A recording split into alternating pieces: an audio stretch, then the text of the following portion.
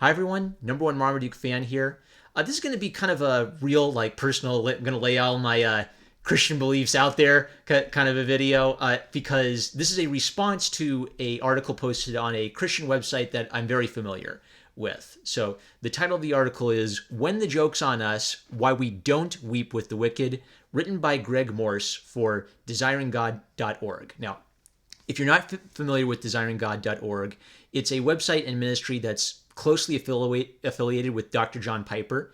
And Dr. John Piper's had a big impact on my life. My church uses his resources. In high school, I was assigned his books to read. I still remember the impact of reading Don't Waste Your Life. I've listened to Dr. Piper for years. I don't agree with him on all doctrinal issues, of course, but on a lot of key doctrines, I would agree with John Piper. My church would overlap with John Piper on some key Christian doctrines. So I feel like maybe I could have a fruitful communication with Greg Morse, because this is about the Joker movie, and I can just imagine a lot of people are going to be yelling at Greg Morse tomorrow, calling him all kinds of names. So I disagree with Greg Morse's point, but I'd kind of like to maybe frame it in such a way that, I don't know, maybe Greg Morse could kind of see where I'm coming from, or see that maybe we have a shared ground for a conversation. So I watched the Joker movie on opening night. I came home and I gave it a positive review. And the reason I gave the Joker movie a positive review is I interpreted it as a condemnation of evil. If I had felt in the movie theater that I was watching a celebration of evil, I probably would have just walked out.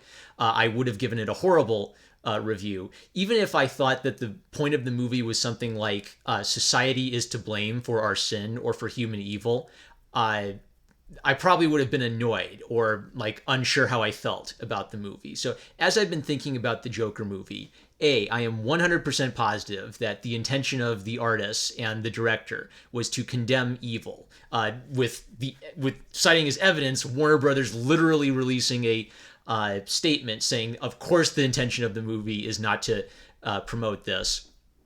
And I've been thinking a lot about, is this movie saying that society is to blame for our evil? And I had to sit and think about that one a little bit, because that could be a harder issue. But I don't think the point of the movie is to say society is to blame for our evil. I think that the purpose of the narrative is to say that the Joker is to blame for his evil acts. He as an individual is responsible. He blames society because that's what he thinks from his perspective, but he's wrong. And the movie is telling you to actually stay away from that perspective, or you'll end up like the Joker. Now, the problem sometimes with art is there's this not super clear-cut dimension to it. I believe that art will have objective qualities. Like this scene, objectively, it has this dialogue, it has these scenes, it has these objective characters, there are objectively these themes, but then we could subjectively interpret it. I am sure there are some people going to the Joker movie because they worship the Joker, they idolize the Joker, they would like to be like the Joker if possible, they fantasize of being like the Joker. And I would say that's actually evil. And I would say the movie is evil if it was actually promoting that kind of thing. But I am absolutely convinced, based on seeing it, it is not telling you to be like the Joker. It is not trying to lionize the Joker. It is trying to say, here is how an evil person thinks, and just kind of posing that to you as a question. Now, maybe you could fault the movie still on being too violent. Maybe you could say, as a Christian, I, in good conscience, can't watch an R-rated movie with this kind of violence. And I understand, and I actually believe it's important for Christians to respect other Christians with different perspectives on what kind of movies they can watch. The overarching problem I have with Greg Morse's article is it becomes very clear he hasn't seen the movie, which would be fine if he kind of opened it by saying, I haven't seen this movie, I'm just writing some general thoughts or Christian wisdom on the topic. That could be useful. If he says, I can't in good conscience watch an R-rated movie, I'd understand, but I wish he would have kind of opened up with that. If it was me and I was saying, I haven't seen Deadpool, if I was going to try to write some think piece on whether Christians should watch Deadpool, well, I'd either admit it, or I'd at least try to watch Deadpool and see if I could as a Christian before writing my thoughts on whether Christians should be watching this movie, or whether the worldview of the movie is unbiblical. So the problem comes when Greg Morse tries to comment on the worldview of the movie. What's made clear based on inference from his article, is that he hasn't seen it. Therefore, I think he's kind of missed the mark.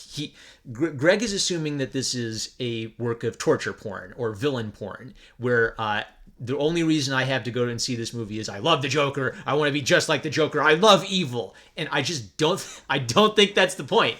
And when we miss the point this badly, then people are going to object, and they will be right to object if you don't have enough context to actually communicate to them accurately about the movie you want to talk about. Now, maybe one counterpoint you could throw back at me is, well, I don't have to watch a porn film to know it's porn. If the title of the movie is Night of the Naughty Cheerleaders, I do not need to watch Night of the Naughty Cheerleaders to write a article on whether Christians should be watching that or not. I know based on the title what the movie is. But for the portrayal of a villain like the Joker, right? He's Batman's villain. Greg actually talks a little bit obliquely about The Dark Knight. If I were going to write about the Christian themes of the Joker, I'd either watch it, or if I watch it and said, I can't watch this in good conscience, this is an evil movie, then I'd stop, and then I'd say, here's why I stopped watching the Joker. Or I'd write general advice like, I haven't watched the Joker, take this as the perspective of someone who hasn't seen it, but maybe think about these things about good and evil before you go watch the Joker, so that you, if you choose to watch it, you can be thinking rightly about the nature of good and evil.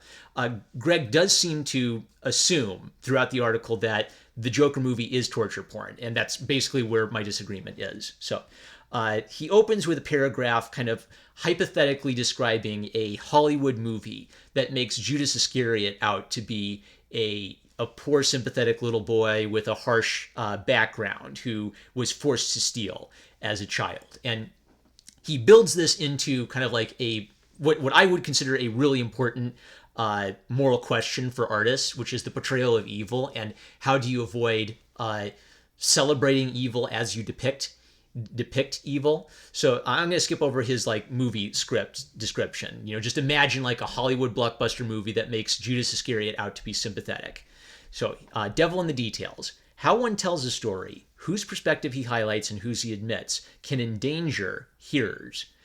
Details carefully selected can hide devils. One might carry on this apocryphal backstory of Judas Iscariot's life to induce a sense of investment in the character.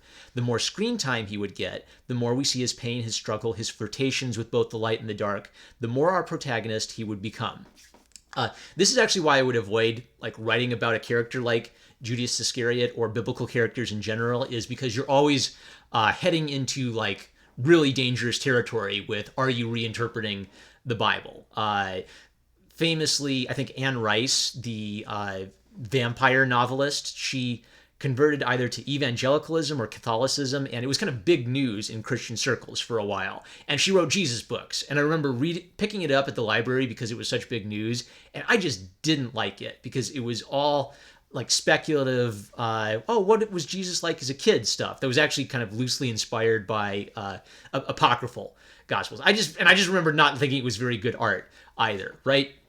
I would avoid touching historical novel versions of the Bible unless you basically go in knowing exactly what you want to do and exactly what your purpose is, and really research the topic so you know how to say something about the I'd actually give that as general advice. Always know about the topic you want to go into so that you don't sound like an idiot or mess something up by accident. So maybe the problem with this is by using Judas Iscariot as an example, we're going to the guy who betrayed Jesus Christ to the Romans. We are going right for the most extreme example we could possibly get. But let's continue the point, because I think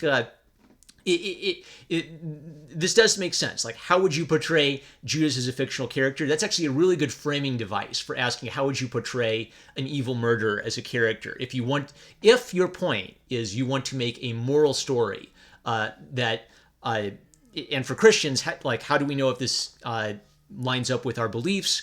If we are writing stories like this, what obligations are there for Christian movie writers and Christian book writers when portraying evil? Let's put it this way. So one, I think intention is almost everything. If you intend to portray Judas as a sympathetic character and Jesus as a villain, that's bad. if you intend to portray Judas as a villain and Christ as the hero, that's good. But what if your intentions don't line up with your results? What if your intention is to portray Judas as a human being, kind of help us accurately understand Judas, and you fail in your intentions? Well, then that would be a failure. That would not be a failure in your intentions. You were intending to tell a moral and decent story, but maybe it would be a failure in your art. You didn't successfully achieve the goals you were setting out for. So he keeps kind of describing like how we might be made to feel that Judas is innocent. We'd see all the things we regret when hurt. Besides, we didn't.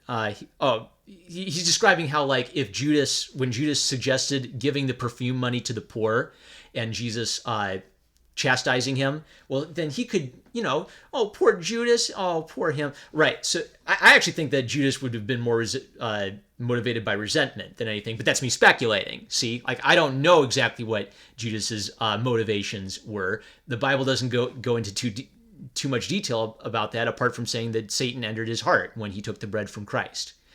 All right, is it possible for a Christian to feel sympathetic to Judas without lionizing Satan or lionizing sin? And my thought would be, well, since I know this is coming from Desiring God, and this has a Calvinist perspective, we know that Judas was he was predestined to fulfill this role, right? Which raised a lot of like questions about free will and God's determining choice, and maybe I think there is a sense in which you can say, truthfully, there but for the grace of God go I. If I were alive during the time of Christ and and I was born Judas, would there be something in me that's so special that I would say, no, I won't betray Jesus because I'm so good? No, there's nothing in me that would do that. There's nothing so great about my moral character. There's nothing so great about my intelligence that I, through the force of my will, could refuse to turn Jesus over to the Roman soldiers. Therefore, I can identify with Judas in the sense that I understand that the only thing that separates me from being a Judas is the grace of God. Nothing within me makes me better than Judas, or more amenable to Christ than Judas. In another sense, if what sympathizing with Judas means is I feel so bad for the guy. Oh, poor little Judas. Isn't it so sad that God's being mean to him? Then that's wrong, because that's missing the point. I don't believe that God held a gun to Judas's head and made him betray Christ. I believe that Judas wanted to betray Christ because he was resentful to Christ, and Judas has moral agency and he has responsibility for that. It just so happens that God is using Judas for this greater purpose to bring about the death of Christ. Boy, we are getting into all of the religion on this #1 Marmaduke fan Joker video, aren't we? All right, so Judas is the framing device for kind of like, how should we think about villains? So let's continue. I want to skip ahead a little bit. This is relevant today. Have villains ever been in greater demand? In this growing genre some call anti-villain, millions consume stories that feature murderers, drug dealers, cannibals, mob bosses, serial killers, serial adulterers. They are the moral monsters we hate to love, or just love. Past are the days of predictably boring good guys and two-dimensional villains. We increasingly prefer our heroes more in our own image than in God's. All right. Well, if the character is Aslan, then I want Aslan to be an accurate representation of God, because that's what Lewis intended. If the character is a human being who's not God, I kind of expect the character to not be Jesus. Unless your explicit intention is to have the character be a Christian archetype and be understood as a Christian archetype, then it's wrong to have a sinless human protagonist, because human beings aren't sinless. Not only are you making it bad art or a cheesy one-dimensional hero, you're actually making a hero that I would argue is undermining a Christian truth. A sinless hero isn't a good isn't consistent with a biblical worldview. If you want to be consistent with a biblical worldview and write fantasy stories, your hero had better have some serious sinful flaws in their lives. This trend continues with the new Joker movie. Wisdom will be wary of this sort of art. It can beautifully and movingly and compellingly get us to embrace, ever so slowly, what God hates, to recast the story to favor the wicked. The first step to indulging in evil, we must remember, is to smile at it. So this is kind of like the key point. Is the Joker movie trying to get me to love, feel sorry for, and celebrate and follow the Joker's paths? Is it trying to dress up the devil's lie in a beautiful art package to make me go along with it? Since Greg hasn't seen the movie, the problem is we can't really have much of a conversation on the details of the movie and how it does that. I've already kind of shared my thought already, so I won't rehash it, but I basically interpreted the movie as it is not telling me to be like the Joker. It's telling me to not be like the Joker. It's saying stay away from the Joker and his worldview. But you know what? Maybe it's true that some people could go into this movie with the wrong attitude. They could go in and say, boy, I love the Joker. I want to murder a bunch of people. And I would say, stop. Pay attention to the movie. What's the movie telling you? It's not telling you that the Joker is cool. It's telling you that the Joker is pathetic. But let's continue. Such a movie, should it feature the devil as prominently as advertised, can tempt us towards several dangers worthy of discussion. Among them, calling evil good, locating the source of wicked behavior primarily outside ourselves, thinking liberation comes from giving into darkness, and assuming that vengeance is rightfully ours. Now, all of these are really good topics. I guess my main objection is I don't think that the Joker is a good framing device for this, because you haven't seen it and because you're assuming it's torture porn. Now, we're going to see the assumption and what I think created the problem in this paragraph. Mistake dark for light. Quote, the movie, as one Rolling Stone critic laments, lionizes and glamorizes Arthur, the Joker, even as it shakes its head, faux sorrowfully over his violent behavior. All right, so my boy Greg, you quote Rolling Stone and the New Yorker as kind of your sources for getting information about the movie. Now, if Rolling Stone or the New Yorker published a piece on Jesus, would you kind of uncritically accept it? Like if they've talked about, here's what Jesus's opinion would be on the latest Democrat national policies. Or would you be really skeptical and would you like turn on critical thinking mode and say, oh, hold on, Rolling Stone, hold on, New Yorker. What do you guys know about Jesus? What's your PhD in biblical history, right? So I think the problem is he's relying on worldly, really anti-Christian left-wing news sources to form his opinion on the tone and nature of the movie. And then everything he says about the movie after this is going to suffer because it's based on this assumption. So Rolling Stone says it's lionizing and glamorizing the Joker while pretending to shake its head at the Joker. Okay, then we're going back to Greg's words here. Where am I? It does not merely report brutality and gore, which the Bible also paints with bloody realism. The critic claims that it glamorizes the wicked character. So also, according to the New Yorker, the movie welds together the comic and the tragic in such a way that we can't tell the light from the dark. Satan grabs the pen to tell the story. The movie, and so many shows like it, do not merely report evil, it advertises it. If taken to its natural consequence, it invites the curse of God to all who buy in and beautify depravity. Woe to those who call evil good and good evil, who put darkness for light and light for darkness, who put bitter for sweet and sweet for bitter. Isaiah 5:20. All right, so I could I don't want to dump on Greg, and pretty much the rest, I'm probably going to wrap this up because the rest of the article is going to be him describing the movie in this kind of in these dark tones. So I guess my closing thought for Greg is, Greg, don't believe the fake news. You read the fake news. You believe the fake news. You assume that the fake news gave you an accurate representation of the movie. Therefore, the entire rest of your article, which is based on this incorrect assumption, I would say incorrect assumption of the movie, falls apart because you're describing a movie I didn't see.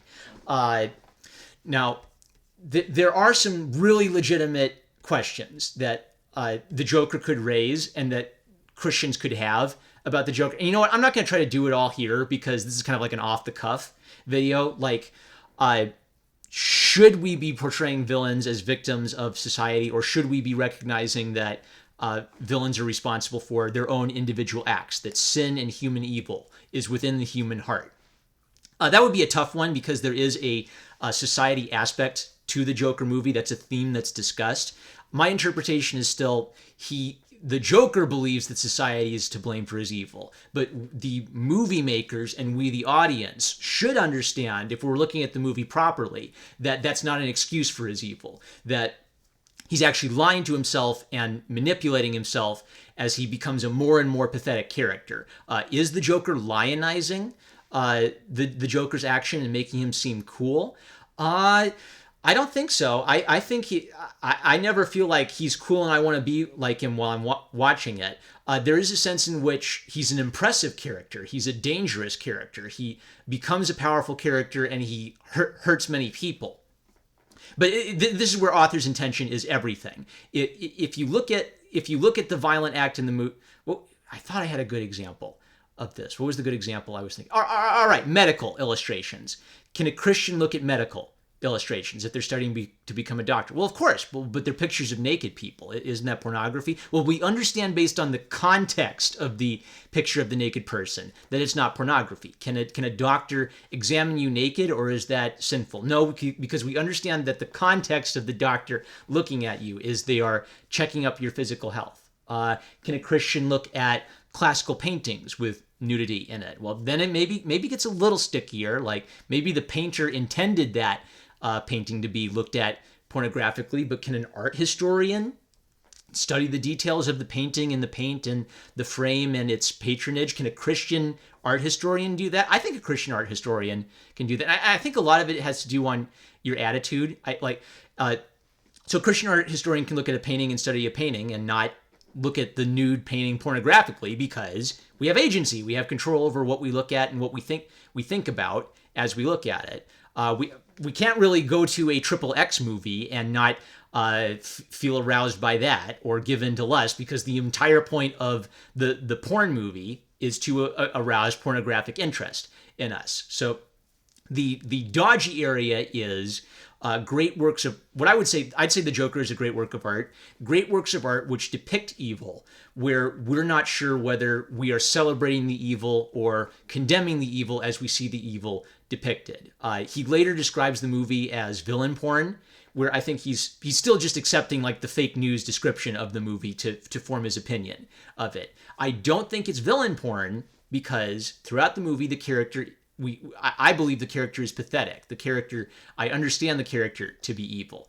I believe that his complaining about society is a reflection of his mindset, but not a reflection of the mindset of the movie maker. Now, an important thing for this would always be to ask the artist what they intended. If you ever, as a Christian, are unsure about the worldview being expressed in the art, ask the artist. And I feel like this is why I hate the death of the artist, is if the artist is dead and we all get to decide what the Joker movie is, then we could have an anarchist revolution, and then the anarchists would decide, okay, I guess the Joker movie is our national anthem. Now, we all love the Joker, we worship the Joker, we've decided that this movie is celebrating the Joker. And because I believe in objective truth, I wouldn't care if everyone but me thought that the Joker movie was a celebration of anarchy. I would still be arguing that, based on the context that the violence is presented in the story, this movie is arguing that evil is evil,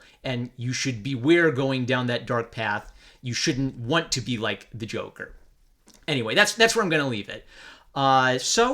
Greg Morse, I will tweet this at you. If you've got a Twitter, I'll tweet it at Desiring God. Thank you, brother, but I would just strongly encourage you, if you're going to write about popular art and contemporary art, either watch it so that you can then create an informed perspective on it, or if you're going to say, I cannot in good conscience watch this art, acknowledge that at the beginning so that we understand, okay, you haven't seen the Joker movie, this is the perspective of someone who isn't willing to see it. You could maybe write why I'm not willing to go see the Joker movie, but if you haven't seen it, then be considerate of the fact that maybe the screenwriter and the director could have intentions different than what you assume they must have based on the fake news. Fake news ruins everything. All right, I'm #1 Marmaduke fan. I love you guys. I love you, Brother Greg Morse, and I will catch you later.